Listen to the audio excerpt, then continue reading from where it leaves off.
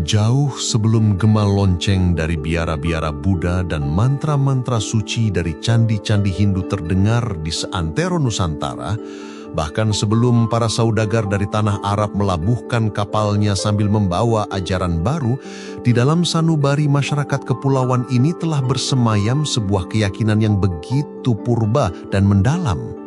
Keyakinan itu bernama Kapitayan. Inilah agama pertama yang bertunas dan berkembang di tanah ini. Lalu, seperti apakah Kapitayan itu? Ia adalah sebuah kepercayaan yang memusatkan pemujaannya pada sesembahan utama yang disebut Sang Hyang Taya. Kata Taya sendiri bermakna hampa, kosong. Namun jangan salah mengira, kosong di sini bukanlah berarti ketiadaan. Bagi leluhur orang Jawa dan Sunda Wiwitan, kekosongan ini adalah sebuah konsep yang agung. Mereka mendefinisikannya dalam satu kalimat puitis yang penuh misteri, Tan Keno Kinayo Ngopo. Artinya, dia adalah zat yang tak bisa digambarkan, tak bisa dibandingkan, tak bisa diapa-apakan keberadaannya. Bayangkan, sebuah zat yang begitu mutlak hingga akal manusia pun tak sanggup menjangkaunya. Ia tidak bisa dilihat dengan mata, tidak pula bisa diangan-angan dalam pikiran. Ia ada, tetapi sekaligus tiada dalam wujud yang bisa kita pahami. Karena Sang Hyang Taya begitu abstrak dan tak terjangkau, bagaimana cara manusia menyembahnya? Disinilah letak kearifan Kapitayan. Mereka meyakini bahwa agar bisa disembah dan dikenali, Sang Hyang Taya memperibadikan dirinya dalam sebuah nama dan sifat yang disebut Tu atau To. Tu ini bermakna daya gaib yang bersifat adikodrati. Anggaplah Tu ini sebagai seutas benang atau tali gaib yang menjulur dari Sang Hyang Taya yang tak terhingga, memungkinkan manusia untuk terhubung dengannya. Dalam sistem ajaran Kapitayan yang pada masanya begitu sederhana namun mendasar, Tu inilah yang menjadi fokus utama. Tu kemudian dipahami memiliki dua sifat yang saling berlawanan, bagaikan siang dan malam, terang dan gelap, namun berada dalam satu kesatuan. Ada Tu yang bersifat baik, positif, dan terang. Ada pula Tu yang tidak baik, negatif, dan gelap. Dari sinilah lahir dua istilah yang kita kenal hingga hari ini. Tu yang baik dan terang itu disebut Tuhan, sementara Tu yang tidak baik dan gelap itu disebut hantu. Keduanya adalah manifestasi dari kekuatan gaib yang sama, yaitu Tu. Lalu, di manakah manusia bisa merasakan atau mendekati kekuatan Tu ini? Para leluhur percaya bahwa kekuatan gaib Tu ini bersemayam pada benda-benda atau tempat-tempat di alam yang namanya mengandung unsur kata Tu. Coba kita perhatikan, ada Watu, batu, Tugu, Tunggak, tonggak kayu, Tunggul, panji, bahkan Tuban, sebuah nama tempat. Di tempat-tempat inilah mereka meyakini kekuatan Sang Hyang Taya yang gaib itu bersemayam. Sebagai bentuk penghormatan dan cara untuk terhubung, mereka biasanya memberikan sesajen. Ini adalah praktik spiritual yang usianya sudah sangat tua. Berabad-abad kemudian, para saudagar Muslim dari Arab mulai berdatangan. Namun, selama 850 tahun, ajaran Islam yang mereka bawa terasa sulit meresap ke dalam hati kaum pribumi. Mengapa demikian? Para saudagar ini, yang pemahamannya akan tafsir Al-Quran mungkin belum sedalam para ulama sufi, menceritakan tentang Allah yang duduk di atas singgasana megah bernama Arsy. Bagi masyarakat Nusantara yang DNA spiritualnya adalah Kapitayan, konsep ini terasa janggal. Tuhan kok duduk? Itu kan seperti manusia. Begitu pikir mereka. Logika mereka yang terbiasa dengan Tan Kena Kinaya Ngapa tidak bisa menerima Tuhan yang digambarkan memiliki sifat-sifat fisik seperti makhluknya. Disinilah peran jenius para wali songo menjadi penentu. Mereka tidak datang untuk memberangus keyakinan lama, melainkan untuk merangkulnya. Mereka mempelajari Kapitayan hingga ke akarnya dan menemukan sebuah titik temu yang cemerlang. Para wali menjelaskan kepada masyarakat bahwa Sang Hyang Taya yang selama ini mereka sembah sesungguhnya adalah konsep yang sama dengan yang dijelaskan dalam Al-Quran. Laisa kamislihi syai'un, dia tidak serupa dengan sesuatu apapun. Kalimat suci ini memiliki makna yang persis sama dengan Tan Kena Kinaya Ngapa. Dengan jembatan pemahaman ini, ajaran Tauhid Islam menjadi terasa akrab dan bisa diterima. Para wali songo tidak berhenti di situ. Mereka menggunakan istilah-istilah yang sudah dikenal masyarakat. Mereka tidak memakai kata sholat yang asing di telinga, melainkan sembahyang yang artinya menyembah Sang Hyang. tempat ibadah yang dulunya bernama sanggar diubah bentuknya sedikit, diberi mihrab, penunjuk arah kiblat, dan disebut langgar. Bahkan beduk, yang merupakan adaptasi dari ritual kapitayan, tetap dipertahankan sebagai penanda waktu sholat. Kewajiban menahan lapar dan dahaga tidak disebut saum, melainkan upawasa, sebuah istilah yang sudah ada dan kemudian bergeser menjadi puasa. Proses masuk Islam pun dibuat sederhana dan syarat makna lokal. Seseorang cukup mengucapkan 2 kalimat syahadat, lalu disempurnakan dengan upacara selamatan menggunakan tumpeng. Kapitayan, dengan prinsip dasarnya, seolah menjadi penyeleksi alami bagi ajaran-ajaran yang masuk ke Nusantara. Jangan harap sebuah agama bisa diterima luas jika konsep Tuhannya berwujud seperti manusia, karena alam bawah sadar mayoritas masyarakat akan menolaknya. Hal ini bahkan terjadi pada agama Hindu. Ajaran Hindu Vaisnava, pemuja Dewa Wisnu, pada awalnya sulit berkembang luas karena ada keyakinan Wisnu bisa menjelma menjadi manusia, avatar. Sebaliknya, ajaran Hindu Siwa lebih diterima karena memandang Tuhan tidak bisa mewujud seperti manusia, sebuah pandangan yang selaras dengan kapitayan. Lalu bagaimana dengan istilah kejawen yang sering kita dengar? Menurut pandangan ini, kata kejawen secara tata bahasa Jawa sebenarnya kurang tepat. Istilah ini sejatinya merujuk pada sebuah gerakan reformasi yang dipelopori oleh seorang tokoh karismatik, Syekh Lemah Abang, atau yang lebih dikenal sebagai Syekh Siti Jenar. Gerakannya bukanlah sekedar ajaran spiritual, melainkan sebuah reformasi sosial. Ia berusaha mengubah status masyarakat Kawulo yang bisa diartikan sebagai budak atau rakyat jelata menjadi masyarakat yang merdeka. Tentu saja, gagasannya ini menimbulkan konflik tajam dengan para elit Kesultanan Demak pada masa itu. Syekh Lemah Abang, yang menurut catatan naskah negara Kertabumi, pernah tinggal di Baghdad selama 17 tahun dan merupakan seorang ulama sufi keturunan Persia, memiliki pandangan yang berbeda tentang kekuasaan dan ritual keagamaan formal yang dianut oleh Kesultanan. Ia membangun banyak sekali komunitas pengikutnya yang disebut Desa Lemah Abang, tersebar dari Banten hingga ujung timur Jawa. Maka kejawen dalam konteks ini bukanlah nama dari kepercayaan kuno Jawa secara umum, melainkan label yang diberikan kepada para pengikut gerakan reformis Syekh Lemah Abang yang seringkali menentang tradisi ritual dan fikih yang mapan dari Kesultanan Demak. Dari kapitayan hingga dakwah Wali Songo, kita melihat betapa akar spiritual Nusantara memiliki kekuatan untuk menyaring, mengolah, dan menyatukan berbagai pengaruh dari luar, menciptakan sebuah harmoni unik yang menjadi ciri khas peradaban di kepulauan ini. Mari kita kembali sejenak pada sosok Syekh Lemah Abang yang penuh gejorak itu. Ketika ia kembali ke Nusantara setelah 17 tahun menimba ilmu di Baghdad, ia tidak hanya membawa pemahaman sufi yang mendalam, tetapi juga mata yang tajam dalam melihat realitas sosial di sekelilingnya. Ia melihat bahwa Kesultanan Demak meski telah berlandaskan Islam, nyatanya masih mewarisi dan meneruskan pola kekuasaan feodal dari era Majapahit. Salah satu praktik yang paling mengusik hatinya adalah tradisi di mana setiap rakyat, siapapun dia, yang hendak menghadap sultan atau raja, diharuskan untuk melakukan nyembah, sebuah gestur menunduk hingga bersujud sebagai tanda penghormatan mutlak. Bagi Syekh Lemah Abang, ini adalah sebuah kekeliruan yang mendasar. Sembah hanyalah untuk Tuhan, bukan untuk manusia, sekalipun ia seorang raja. Maka, terjadilah sebuah peristiwa yang mengguncang tatanan istana. Ketika Syekh Lemah Abang menghadap sultan, ia menolak untuk nyembah. Ia berdiri tegak dengan wibawanya, memandang sang penguasa sejajar sebagai sesama manusia, sesama hamba Tuhan. Sejak saat itu, ia pun dengan tegas melarang para pengikutnya dan masyarakat luas untuk menyembah sultan. Baginya, ini adalah langkah pertama untuk membebaskan jiwa manusia dari perbudakan sesama makhluk.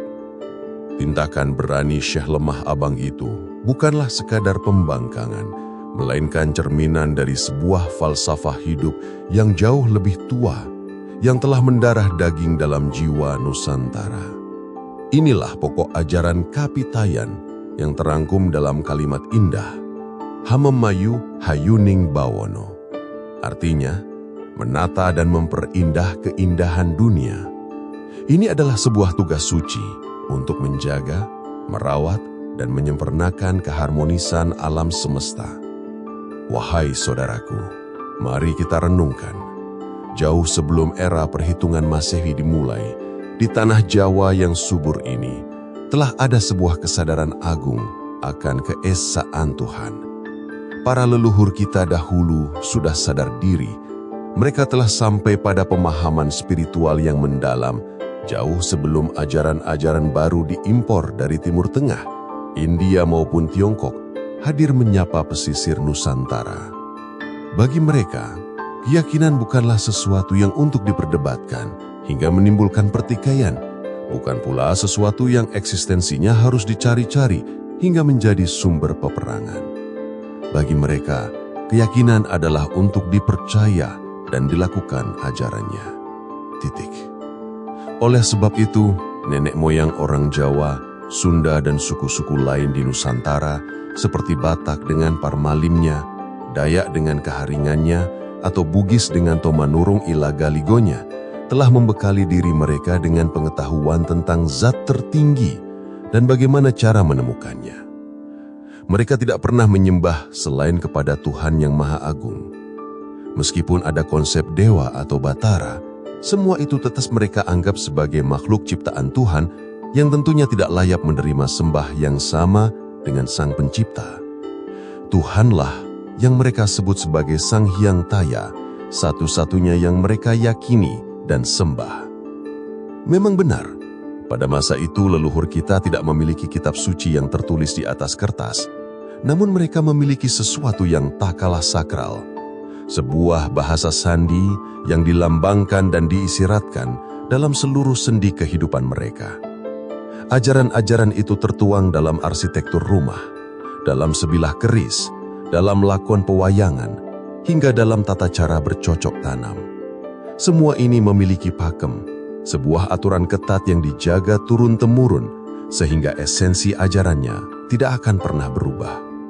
Tujuan dari semua ini adalah untuk membentuk laku utama, yaitu tata krama, aturan hidup yang luhur, dan untuk menjadikan manusia Jawa sebagai sosok yang hanjawani, memiliki akhlak terpuji dan mulia.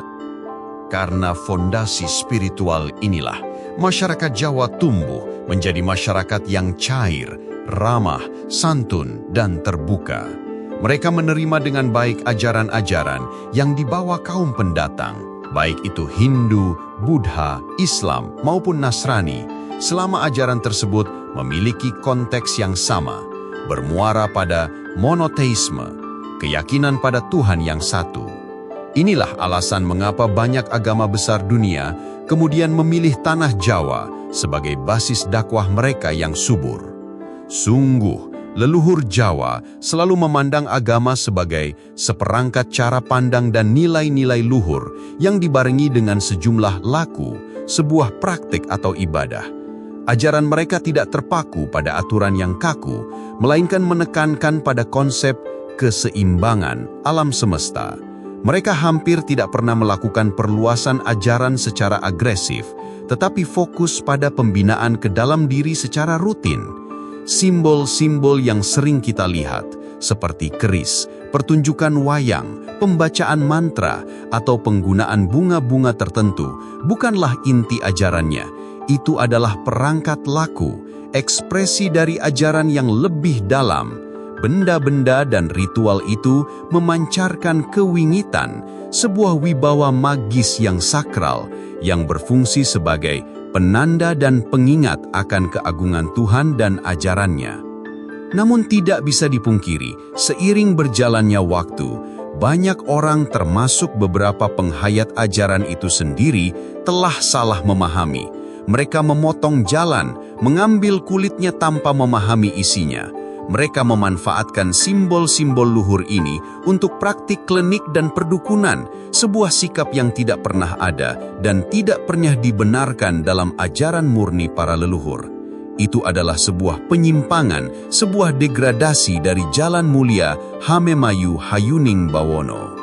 Mari kita luruskan sejenak sebuah kesalahpahaman besar yang diwariskan oleh para sejarawan Belanda di masa lalu. Ketika mereka pertama kali bersentuhan dengan keyakinan luhur Nusantara, mereka dengan tergesa-gesa melabelinya sebagai animisme dan dinamisme, kepercayaan pada roh-roh dan kekuatan benda mati. Padahal, apa yang mereka lihat hanyalah kulit luarnya saja. Jauh di dalam intinya, bersemayam sebuah agama kuno yang terstruktur, yang kita kenal sebagai Kapitayan. Kapitayan bukanlah sekedar kepercayaan primitif, melainkan perkembangan dan pendalaman dari ajaran yang telah ada sebelumnya, yaitu keyakinan kepada Sang Hyang Taya. Ini adalah sebuah ajaran yang memuja sesembahan utama, Zat yang maha kuasa dan pencipta segala sesuatu, yang esensinya bermakna hampa, kosong, suwung atau awang-uwung. Disinilah kita menemukan kearifan yang sunyi. Konsep Hyang itu sendiri adalah murni dan asli dari dalam jiwa Nusantara, khususnya dari tanah Jawa. Ia bukanlah konsep yang diimpor dari ajaran Hindu atau Buddha di India. Dalam bahasa Melayu kuno, Kawi, Jawa, Sunda hingga Bali, kata Hyang selalu merujuk pada suatu keberadaan kekuatan adi kodrati yang bersifat ilahiyah. Dialah yang mencipta, mengatur, dan mempengaruhi segala sesuatu di alam jagat raya. Sesuatu yang absolut yang tak terpikirkan dan tak terbayangkan, niskala yang tak bisa didekati oleh panca indera. Maka lahirlah kembali ungkapan agung itu, tan kena kinaya ngapa. Namun, muncul sebuah pertanyaan mendasar. Bagaimana manusia bisa menyembah dan terhubung dengan zat yang begitu absolut dan tak terjangkau? Untuk itulah, agar bisa disembah, Sang Hyang Taya yang tak terhingga itu mempribadikan dirinya dalam nama dan sifat yang disebut TU atau TO. Inilah daya gaib yang menjadi jembatan antara manusia dan yang ilahi. Sekarang, mari kita selami lebih dalam lagi. Perlu kita pahami, TU atau TO ini adalah tunggal dalam zatnya, satu pribadi. Karena ketunggalannya, ia lazim disebut dengan nama Sang Hyang Tunggal. Namun, Sang Hyang Tunggal ini memiliki dua sifat yang berlawanan, bagaikan terang dan gelap yang menjadi bagian tak terpisahkan dari alam. Sifat pertama adalah kebaikan. TU yang bersifat kebaikan inilah yang disebut Tuhan, dan ia dikenal dengan nama Sang Hyang Wenang. Sifat yang kedua adalah kejahatan atau sisi sebaliknya. TU yang bersifat kejahatan ini dikenal dengan nama Sang Hyang Manik Maya. Penting untuk digarisbawahi, Sang Hyang Wenang dan Sang Hyang Manik Maya bukanlah dua Tuhan yang berbeda. Keduanya pada hakikatnya hanyalah sifat saja dari pribadi Sang Hyang Tunggal yang satu. Karena itu, baik Sang Hyang Tunggal, Sang Hyang Wenang, maupun Sang Hyang Manik Maya, ketiganya sama-sama bersifat gaib. Mereka tidak dapat didekati dengan panca indera maupun akal pikiran. Kita hanya bisa mengetahui dan merasakan manifestasi dari sifat-sifatnya di alam ini. Lalu, oleh karena Sang Hyang Tunggal dengan kedua sifatnya itu bersifat gaib, para leluhur membutuhkan sarana untuk memujanya. Sarana yang bisa dilihat, disentuh, dan didekati oleh panca indera serta alam pikiran manusia. Disinilah ajaran Kapitayan menunjukkan keunikannya. Mereka percaya bahwa kekuatan gaib dari pribadi tunggal Sang Hyang Taya yang disebut TU atau TO itu tersembunyi dan bersemayam di dalam segala sesuatu yang namanya mengandung suku kata TU atau TO. Ini adalah sebuah bahasa sandi alam, sebuah benang merah spiritual yang menghubungkan yang gaib dengan yang nyata.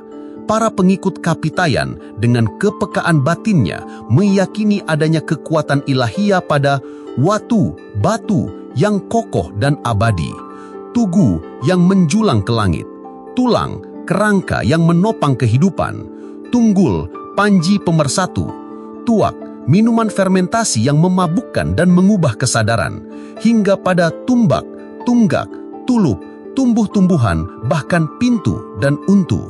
Mereka juga menemukannya pada benda-benda dengan unsur to, topeng yang menyembunyikan dan menyingkapkan pribadi, tosan, pusaka dari besi, toya, air, sumber kehidupan. Sebagai wujud bakti untuk memuja Sang Hyang Taya, mereka menyediakan sesaji. Uniknya, nama sesaji itu pun seringkali mengandung unsur TU, seperti tumpeng, tumbal, tumbu, atau tukung. Semua ini dipersembahkan melalui benda-benda atau tempat-tempat yang diyakini menjadi wadah bersemayamnya kekuatan gaib Sang Hyang Tunggal. Dengan cara inilah, yang tak terjangkau menjadi dekat, dan yang gaib menjadi terasa kehadirannya dalam setiap denyut kehidupan.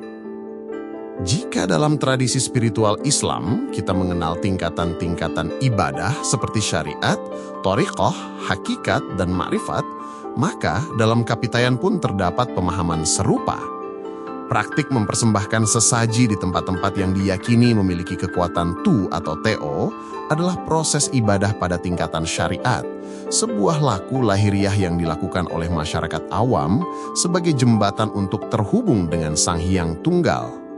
Namun, bagi para ulama atau para bijak bestari Kapitayan, ada jalan yang lebih langsung, sebuah jalan sunyi yang melampaui persembahan materi.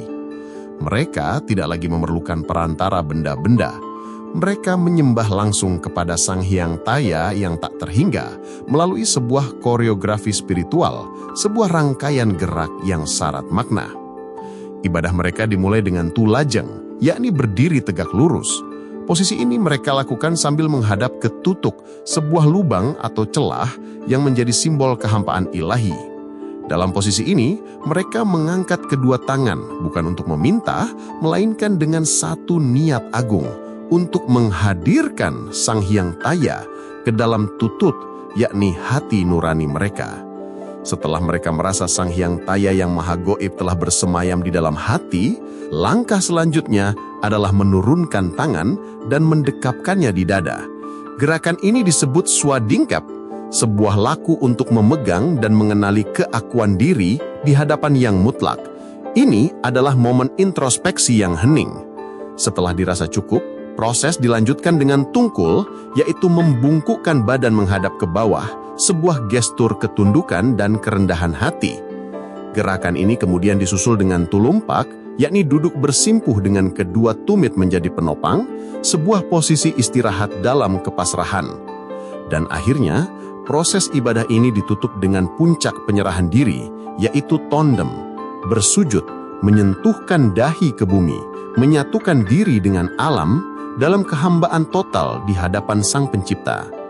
Adapun tempat ibadah mereka disebut sanggar, sebuah bangunan sederhana berbentuk persegi empat dengan atap yang bertumpuk-tumpuk atau tumpak, dan yang paling khas memiliki sebuah lubang di dindingnya sebagai lambang fisik dari kehampaan dan ketakterhinggaan Sang Hyang Taya.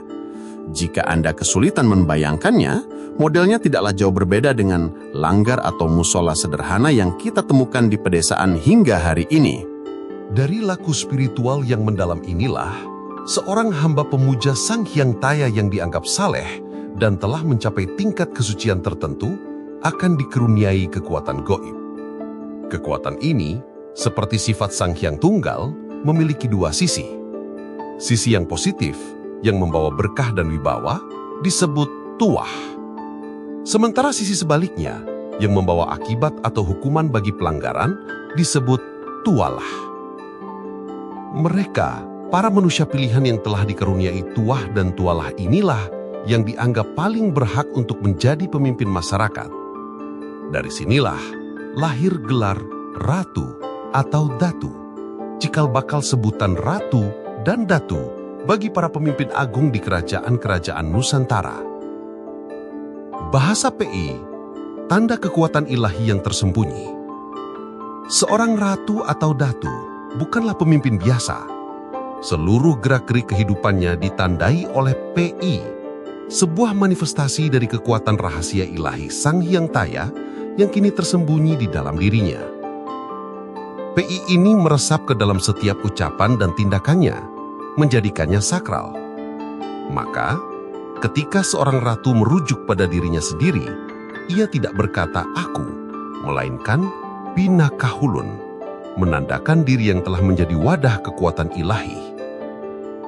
Jika ia berbicara di hadapan rakyatnya, itu bukan sekadar ucapan, melainkan sebuah pidato. Jika ia mendengar, itu adalah piharsa. Jika ia mengajar ilmu pengetahuan, itu adalah piwulang.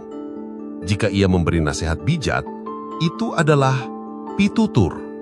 Jika ia memberi petunjuk arah, itu adalah pituduh. Jika ia menjatuhkan hukuman, itu adalah pidana. Jika ia memberikan jaminan atau keteguhan, itu adalah piandel.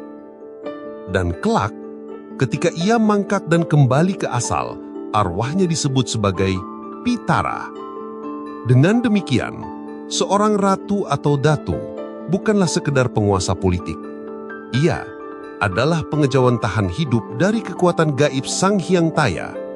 Ia adalah cermin, citra pribadi Sang Hyang Tunggal yang berjalan di muka bumi, mengemban tugas suci, Hamemayu Hayuning Bawono. Sebagaimana sesaji yang dipersembahkan adalah lambang dari konsep-konsep ilahiyah yang agung, maka kepemimpinan dalam kapitayan pun merupakan cerminan dari kelayakan di hadapan yang ilahi. Maka, kedudukan agung seorang ratu atau datu itu bukanlah sebuah jubah emas yang bisa diwariskan begitu saja dari ayah ke anak. Ia tidak bersifat kepewarisan mutlak. Mengapa? Sebab ada sebuah prasyarat fundamental yang tak bisa ditawar. Seorang pemimpin harus memiliki tuah, yaitu wibawa dan berkah ilahi, dan tualah, kekuatan untuk menegakkan keadilan dan memberi akibat. Dua anugerah gaib ini tidak mengalir otomatis melalui darah, melainkan harus diperjuangkan dan dibuktikan. Jalan untuk menjadi seorang ratu adalah jalan yang terjal dan penuh ujian. Seseorang harus memulainya dari bawah. Ia harus berjuang keras menunjukkan keunggulan tuah dan tualah yang dimilikinya, mula-mula dengan menjadi penguasa di sebuah wilayah kecil yang disebut Wisaya. Pemimpin Wisaya ini diberi sebutan hormat, Raka. Namun menjadi seorang Raka hanyalah langkah pertama. Untuk mencapai puncak, seorang Raka harus mampu menundukkan kekuasaan raka-raka yang lain, bukan semata dengan kekuatan senjata, melainkan dengan keunggulan kebijaksanaan, strategi, dan yang terpenting, pancaran tuah dan tualah yang lebih besar. Hanya Raka yang teruji dan terbukti unggul di antara sesamanya yang berhak menduduki jabatan tertinggi sebagai ratu. Dengan demikian, seorang ratu adalah manusia yang benar-benar telah teruji kemampuannya secara paripurna. Ia adalah perpaduan antara seorang panglima ulung dan seorang bijak bestari suci. Konsep kepemimpinan yang begitu luhur ini seolah bergaung dengan gagasan Raja Filsuf atau Philosopher King yang dicetuskan oleh Plato di Yunani pada abad ketiga Masehi. Sebuah pemikiran yang menggugah, bahkan memunculkan dugaan, mungkinkah justru Plato dengan bukunya Republik terinspirasi oleh ajaran kapitayan dari peradaban agung Atlantis Nusantara atau Sundalen yang telah ada jauh sebelumnya. Dan ruh inilah yang tanpa kita sadari terus hidup dan menjadi jantung dari falsafah bangsa kita Indonesia. Ia terpatri abadi dalam sila pertama Pancasila, ketuhanan yang Maha Esa, dan dalam sila keempat, kerakyatan yang dipimpin oleh hikmat kebijaksanaan dalam permusyawaratan atau perwakilan, seorang pemimpin yang bertakwa dan bijaksana. Namun, seiring berjalannya waktu, angin perubahan mulai berhembus dari seberang lautan. Pengaruh Hinduisme, terutama ajaran Bhagavatisme, pemujaan Dewa Wisnu, masuk ke Nusantara. Ajaran ini membawa sebuah sistem kekuasaan yang berbeda. Ia dianggap lebih mudah dalam pelaksanaannya, terutama karena memperkenalkan sistem kepewarisan tahta yang bersifat kewangsaan atau berdasarkan garis keturunan. Konsep ini tentu sangat menarik dan memberi motivasi bagi para penguasa lokal untuk mengadopsinya. Lalu apakah kapitayan lenyap? Tidak. Ruh kapitayan tidak hilang. Akarnya terlalu dalam untuk dicabut. Sekalipun pengaruh sistem kekuasaan Hindu dengan konsep raja dianut oleh penguasa-penguasa di Nusantara, sistem lama yang bersumber dari ajaran Kapitayan tetap hidup dan berpadu dengannya. Maka terjadilah sebuah sintesis yang unik.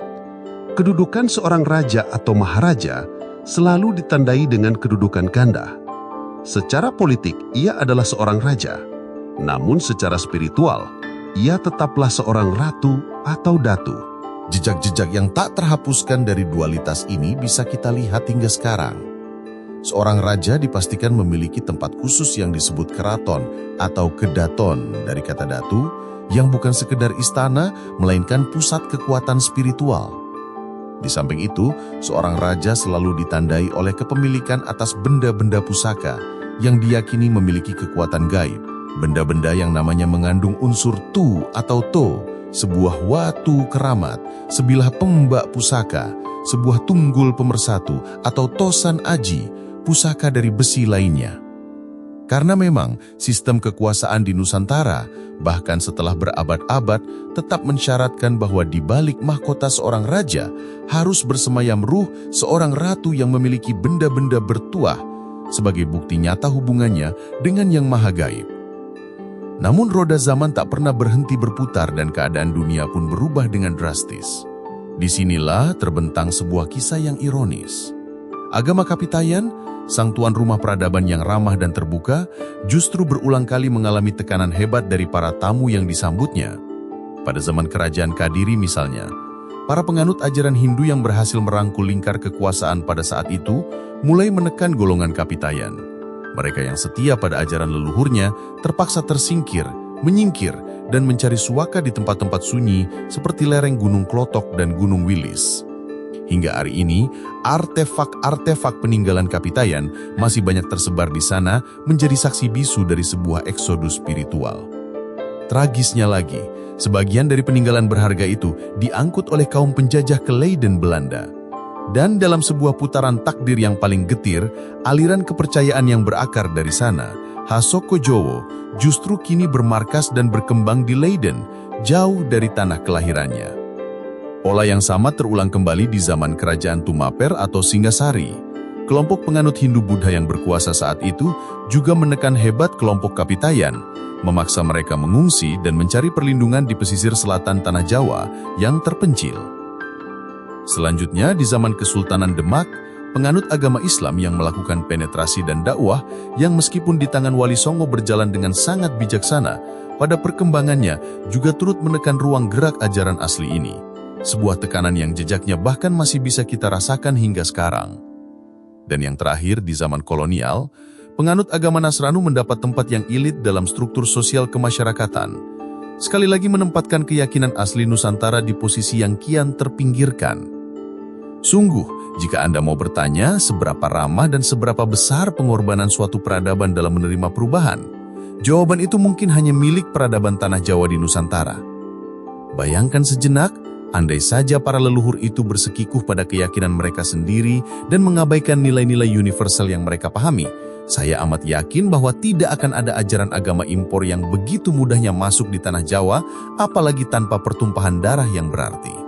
Justru yang belum yakin itulah yang bertanya, dan kearifan tanah ini menjawabnya bukan dengan pedang, melainkan dengan bahasa semesta. Dan lihatlah keajaiban yang terjadi dari keterbukaan yang penuh pengorbanan itu. Ketika ajaran-ajaran dari luar itu disaring, dipahami, dan dihidupi dari sudut pandang Jawa, ia tidak sekedar diadopsi, ia menjelma menjadi sesuatu yang baru dan agung. Ketika agama Buddha dipahami dari sudut pandang Jawa, kita tidak hanya memiliki vihara, kita memiliki Borobudur, sebuah mahakarya arsitektur dan spiritual yang dikagumi seluruh dunia, yang pada masanya menjadi pusat pendidikan kelas dunia. Ketika agama Hindu meresap dalam jiwa Nusantara, lahirlah Candi Prambanan yang megah dan sebuah peradaban unik di Bali, di mana Hindu hidup harmonis dengan kearifan lokal yang tak lekang oleh waktu.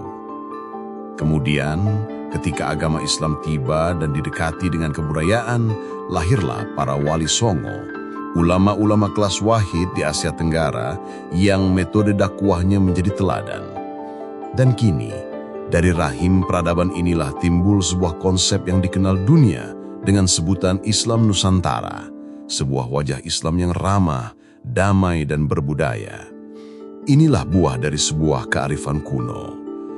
Kapitayan mungkin telah tertekan sebagai sebuah institusi, namun ruhnya, ruh keterbukaan, sintesis, dan pencarian harmoni ternyata tidak pernah benar-benar mati.